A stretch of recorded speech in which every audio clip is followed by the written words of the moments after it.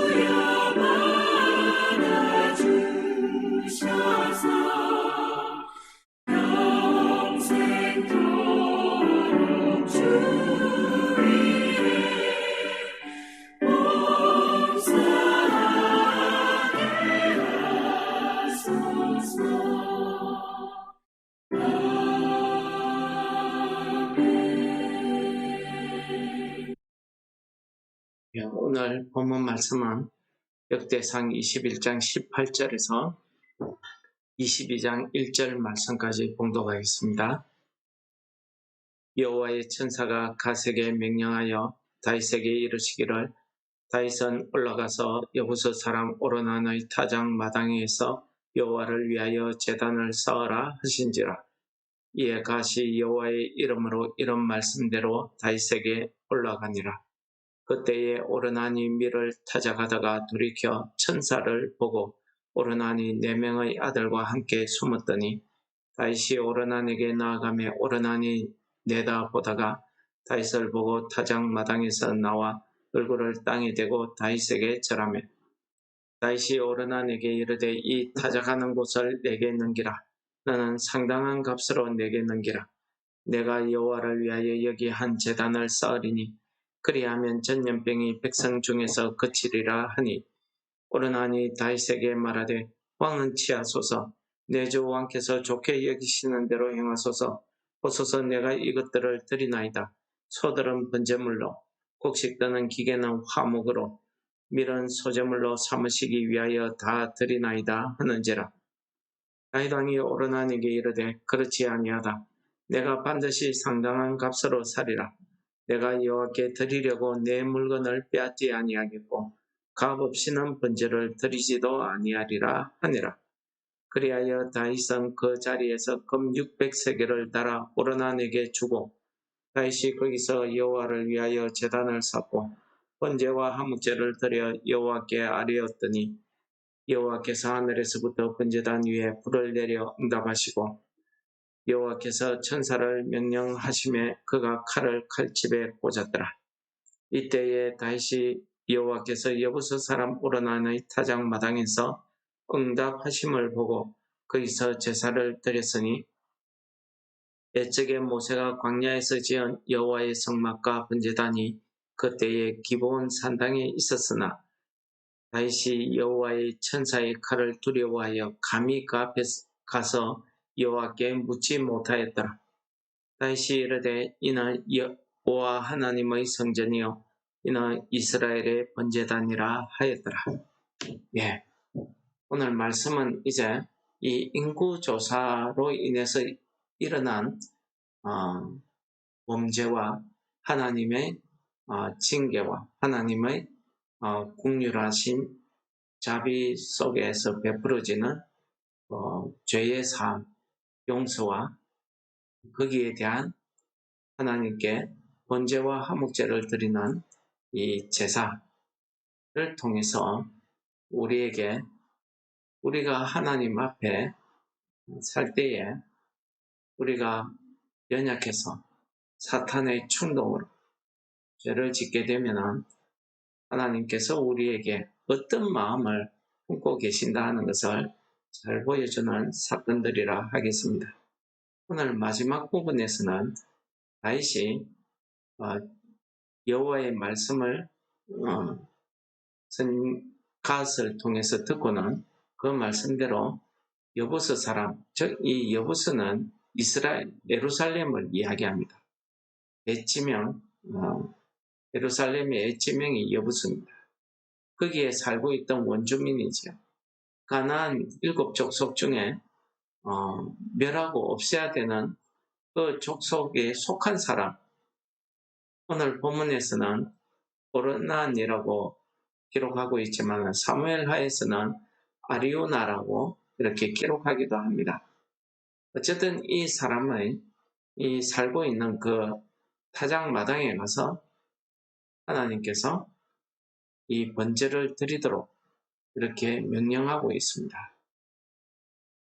이 천사의 말을 갓을 통해서 들은 다윗이 오르난의 타작 마당에 올라가는 장면이나 다윗과 오르난 사이에 이루어지는 대화, 그리고 다윗이 이 오르난의 타작 마당에서 여호와께서 그 번제단에 응답하시는 그 장면에 대해서 묻고 싶은 마음이 있었는데, 이 오르난의 번제의 타작 마당에서 하나님께서 왜 여기에서도 응답을 하셨는가 하는 것에 대한 의문을 가지고 있는 장면, 이런 여러 장면들이 오늘 기록되고 있습니다. 오늘 이야기의 가장 중심은 뭐냐면은 이 오르난의 타작 마당입니다. 여러분, 오르난의 타작 마당은 이스라엘 사람 중에서의 타작 마당이 아닙니다. 이 멸망받고 이 진멸당해야 되는 이 이방 사람, 여부스 사람 오르난입니다. 어떤 이유에서인지 모르지만은 이 오르난이라는 사람이 이 다윗 시대에 같이 이렇게 이스라엘 백성들과 살고 있었다는 거죠. 하나님께서 이 여부스라는 이 예루살렘 지역에 보시면은 이 오르난의 타작마당 한 군데뿐이었겠습니까? 여러 지역에 이 오르난의 타작마당보다도 훨씬 더 좋은 곳이 많았을 것 같은데 왜 하필 이 오르난의 타작마당 이 좁은 곳에서 다윗 왕에게 번제단을 쌓도록 말씀하셨을까요? 그래서 이 오르난의 타작마당이 어떠한가를 성경 말씀을 통해서 쭉 읽어보시면은 창세기서에 보시면은 아브라함이 아들 이삭을 바치려고 모리아산에 올라갔다는 기록이 있습니다. 그 모리아산이 있는 곳이 이곳이라는 말씀이 있습니다. 또한 우리가 23장에 보시면은 하나님께서 예루살렘 성전을 짓게 되는데 이 예루살렘 성전을 짓기 위해서 다윗 왕이 정한 곳이 바로 이 오르난의 타작마당이었다는 사실입니다. 그렇게 보면은 이 오르난의 타작마당은 상당히 역사적으로 큰 의미를 가지고 있습니다. 두 번째는 하나님께서 이 오르난의 타작마당에서 올려지는 이 번제에 대해서, 이 기도에 대해서 하나님께서 응답하셨다는 것입니다. 하늘에서 불로 응답하셨다는 사실이죠. 그 당시에 하나님이 계시는 그 성막, 그러니까 모세를 통해서 지었던 그 성막과 번제단은 이곳에 있는 것이 아니라 기브온 산당에 있었다고 오늘 말씀이 기록하고 있습니다.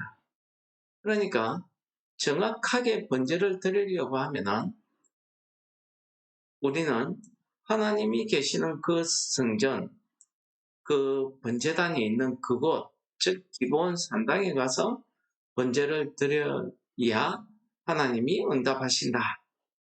이렇게 우리가 이야기하고 있는 것이 오늘 우리 한국 교회의 현실입니다. 그런데요, 오늘 하나님의 번제단이 있는 기브온 산당이 아니라 오르난의 타작마당, 이 이방인의 타작마당, 여기에 번제를 드렸더니 하나님께서 응답하셨다는 사실입니다. 놀랍지 않습니까? 아마 다윗이 천사에게 물으려고 했던 것도 아마 이 부분에 내용이 있지 않았을까 짐작해 봅니다. 어떻습니까? 이 하나님의 번제단이 있는 기본 산당이야. 산당에서 번제 드리라 했으면 이 모든 문제가 다 없을 것인데, 순조롭게 이루어질 것인데, 당연히 하나님의 번제단에서 하나님께서 받으셨구나. 그럼 하나님이 우리를 용서하셨구나 하는 것에 대해서 의문이 없을 것인데, 하필이면 이 이방인의 타작마당, 오르난의 타작마당에서 번제를 드리라는 것도 그렇지만 실제 드렸더니 거기에 여호와께서 응답하셨다는 것입니다. 무엇을 말씀하고 있겠습니까? 그렇습니다. 수가성 여인이 예수님께 우리가 어디에서 예배드려야 되는가에 대한 질문과 마찬가지 문제가 여기 있는 것 아닙니까? 하나님께 예배드리는 자는 영과 진리로 예배드릴지는 장소가 중요하지 않다는 사실을 우리에게 깨우치게 해주는 것입니다. 그렇습니다. 하나님을 소개할 때에 우리는 무소부재라는 단어를 씁니다. 없는 곳이, 안 계신 곳이 없다는 소리죠. 모든 곳이 하나님의 성전입니다. 바다는 하나님의 보좌, 하나님의 옷자락이 펼쳐진 곳, 하늘은 하나님의 보좌를 펴신 곳이고, 성경에서도 그렇게 표현을 하고 있습니다. 무엇입니까? 온 세상 모든 곳이, 온 우주가 다 하나님이 계신 곳이라는 사실을 가르쳐주는 말씀 아니겠습니까? 두 번째는요, 이 번제를 드리는 다윗의 믿음입니다. 다윗은 왕입니다. 그 당시에 왕은 모든 것이 자기 겁니다. 백성조차도 종이라고 이렇게 표현하지 않습니까? 그렇기 때문에 왕이 가다가 기분 나쁘면 아무나 죽여도 그건 죄가 안 되는 것입니다. 그런데 오늘 이 오르난이 왕 앞에 나와서 왕에게 이 타작마다 드리겠습니다. 곡식 뜨는 이 소들 번제물로 드리겠습니다. 그리고 그 곡식 뜨는 기계 나무로 만들었겠죠. 이것도 화목으로 드리겠습니다. 그리고 곡식을 가지고 있는 그 밀, 그 곡식도 소재물로 바치겠습니다. 이렇게 이야기합니다. 왕으로서 당연히 받아야 될 내용이고 당연히 취할 수 있는 겁니다. 그럼에도 이 오르난이 스스로 자진해서 드리겠다 하니까 그냥 받으면 됩니다. 그런데 오늘 다윗은 이 오르난에게 하나님께 번제 드리는 것을 너의 것을 빼앗아서 거저 드리지 않겠다는 것입니다. 값을 치르겠다는 것입니다. 이것이 하나님 앞에 번제 드리는 다윗의 믿음의 자세, 그리고 우리에게 이야기하시는 것은 우리가 하나님 앞에 드려지는 모든 예배, 하나님과의 관계에 있어서 우리는 그저 은혜로만 묻혀질 수 없다는 것입니다. 주께서 우리에게 베풀어 주신 그 은혜에 대한 우리의 보답이, 화답이 있어야 된다는 것을 오늘 말씀을 통해서 우리에게 가르쳐 주고 있습니다. 그러므로 마태복음에 보시면은 예수님께서 우리에게 이렇게 이야기합니다. 을을 위해서 핍박받는 자는 천국이 그들의 것이다 라고 말씀하시면서 그 제자들에게 이렇게 이야기합니다. 나로 말미암아 너희를 욕하고 박해하고 거짓으로 너희를 거스려 악한 말을 할 때 너희에게 복이 있다. 기뻐하고 즐거워해라. 하늘에서 너희의 상이 큼이라. 너희 전에 있던 선지자들도 이와 같이 박해하였느니라. 그렇습니다. 우리의 예배, 주를 섬기는 이 일에, 복음 전하는 이 일에는 공짜가 없다라는 사실입니다. 예수님께서 말씀하셨습니다. 분명히 박해, 고난이 있을 것을 이야기하고 있습니다.